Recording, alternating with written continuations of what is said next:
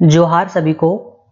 गांडे उपचुनाव जो आपको 20 मई 2024 को होने जा रहा है, उसमें से जितने भी कैंडिडेट हैं वो कैंडिडेट में से कौन जीतने वाले हैं, क्या हमारी अगली जो सीएम होंगे वो कल्पना सोरेन होंगे, इन सभी चीज़ों पे हम लोग चर्चा करेंगे और आपको बहुत कुछ जानने को मिलेगा, बहुत कुछ सीखने को मिलेगा। अगर आप झारखंड रिलेटेड कोई भी एग्जाम का तैयारी करते हैं तो चलिए शुरुआत करते हैं इसके बेसिक से। उपचुनाव क्या होता है? नाम में ही छुपा हुआ है उपचुनाव। इसका मतलब जो रेगुलर चुनाव होता है उससे ये अलग है। इसका मतलब क्या हुआ कि अगर कोई विधानसभा क्षेत्र है और वहां से या तो वहां के एमएलए ने रिजाइन कर दिया या वहां के एमएलए की मृत्यु हो गई या किसी भी कारण से वो पद रिक्त हो गया और अभी भी कार्यकाल उसमें बचा हुआ है, तो इलेक्शन कमीशन क्या करती है, वापस उस एक विधानसभा क्षेत्र के लिए चुनाव करती है। तो इस बार गांडे उपचुनाव 20 मई को होने जा रहा है। इसका कारण क्या है, ये सब के बारे में हम लोग चर्चा करेंगे। सबसे पहले बात कर लेते हैं, क्योंकि जो गांडे है वो गिरिडीह जिला के अंतर्गत आता है। तो गिरिडीह जिला में कितने विधानसभा क्षेत्र हैं? सबसे पहले आपका है जमुआ, दूसरा है हमारा धनवार, तीसरा है आपका बगोदर, चौथा है आपका गिरिडीह खुद, पांचवा है आपका डुमरी और लास्ट है आपका गांडे।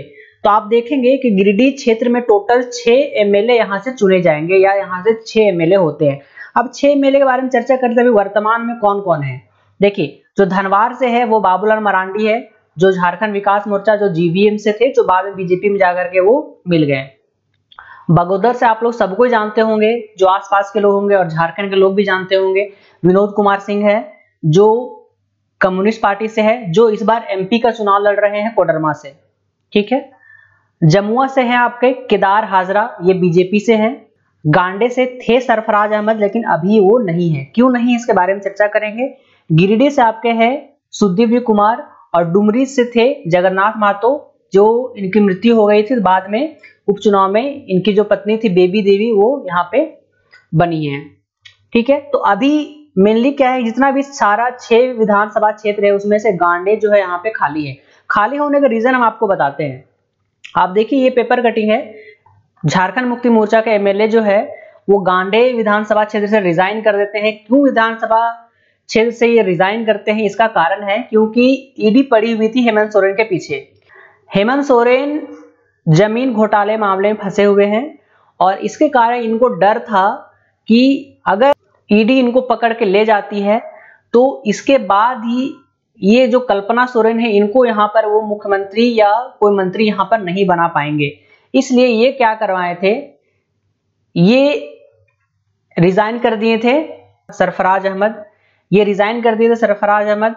हालांकि सरफराज अहमद ने अपरिहार्य कारण बताते हुए बोला था कि हम निजी कारणों से रिजाइन कर रहे हैं, लेकिन पूरा झारखंड जानता है इसके पीछे क्या कारण था। इसके बाद ही अगर आप देखिएगा यहाँ पे सरफराज अहमद ने रिजाइन कब किया, उन्होंने रिजाइन किया 31 दिसंबर 2023 को। जो हमारा हेमंत सरकार का जो टेन्योर है वो आपका 29 दिसंबर को शपथ लिए थे, मतलब 28 दिसंबर को उनका पूर्ण हो जाएगा। ठीक है। तो यहाँ पे सरकार का एक नियम है कि 1 साल के भीतर, 1 साल से पहले आपको जगह को रिक्त करना पड़ेगा, तभी वहां पे उपचुनाव होगा।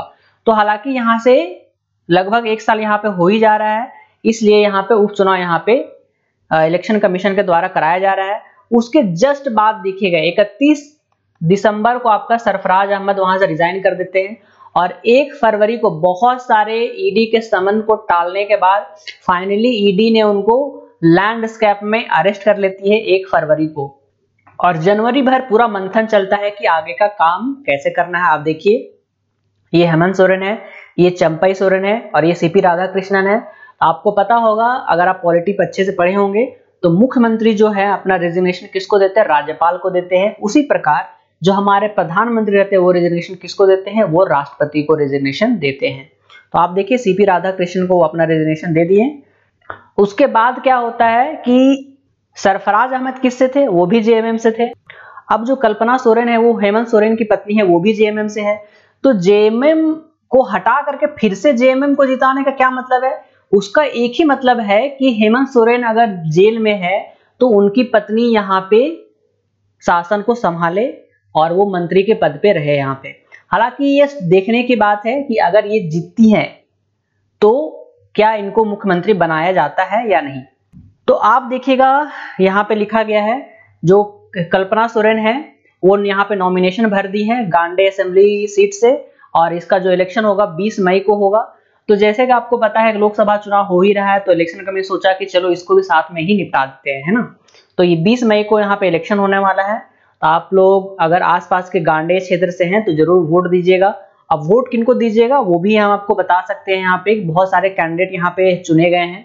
पहले देख लेते हैं यहाँ पे, जब भी ये चुनाव प्रचार में गई है तो बहुत एक्टिवली काम कर रही है हर जगह से। आप देखिएगा पूरा ट्विटर में भरा पड़ा है। हालांकि इनके पतिदेव जो है वो तो जेल में है, कारण आपको पता है लैंड के चक्कर में है।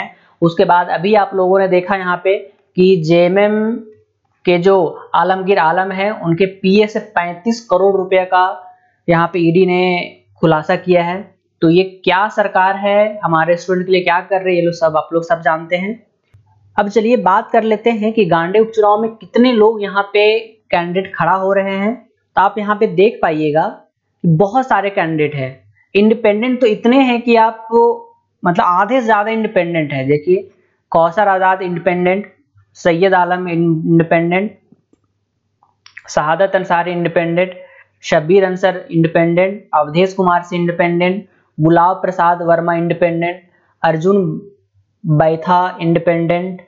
ठीक है, ये सारे इंडिपेंडेंट है। पार्टी से कौन कौन है, एक आपका दिलीप कुमार वर्मा है जो बीजेपी से है, ताहिर अंसारी राष्ट्रीय समानता दल से है, फिर ऑल मस्जिद इत्तेहादुल मुस्लिम के हैं इंतिखा खान, और जेएमएम से हैं आपके कल्पना सोरेन। तो आप देखिए यहाँ पे जो मेन दो लीडर यहाँ पे हैं आपके, एक बीजेपी से हैं और आपका कल्पना सोरेन से हैं। तो ये देखने की चीज है कि 20 मई को जो चुनाव होने वाला है उसमें कौन निकल कर आता है। आप इसका बहुत अच्छे से ध्यान रखिएगा, ये एग्जाम के पॉइंट ऑफ व्यू से इंपॉर्टेंट हो सकता है कि उपचुनाव के बारे में बहुत सारे एग्जामिनेशन क्वेश्चन पूछ दिया जाता है। तो इसको बहुत अच्छे से आपको ध्यान रखना है। हालांकि इसके बाद फिर से इलेक्शन हमारा झारखंड में होने वाला ही है, विधानसभा इलेक्शन, उसमें देखिए कि क्या होता है। ठीक है, तो ये रहा पूरा एनालिसिस। ठीक है, आप बताइए कि आप किसको इस बार वोट दे रहे हैं, और रीजन भी कमेंट बॉक्स में कमेंट कीजिएगा कि क्यों वोट दे रहे हैं। और अगर आप किसी को वोट नहीं दे रहे, लाइक आप नोटा में वोट कर रहे हैं, तो उसका भी रीजन बताइएगा आप नोटा में वोट क्यों कर रहे हैं। आपके लिए प्रश्न है कि जो जगन्नाथ महतो की जो पत्नी है बेबी देवी, उनको अभी कौन सा पोर्टफोलियो मिला हुआ है, ये आपके लिए क्वेश्चन है। आप कमेंट बॉक्स में कमेंट कीजिए, जो भी कमेंट का सही आंसर रहेगा उसको मैं हार्ट साइन वहां पे दे दूंगा। ठीक है, तो चलिए मिलते हैं अगले क्लास में, तब तक के लिए धन्यवाद। आई होप आप बहुत कुछ सीखे होंगे इससे। तब तक के लिए धन्यवाद, ऑल द बेस्ट।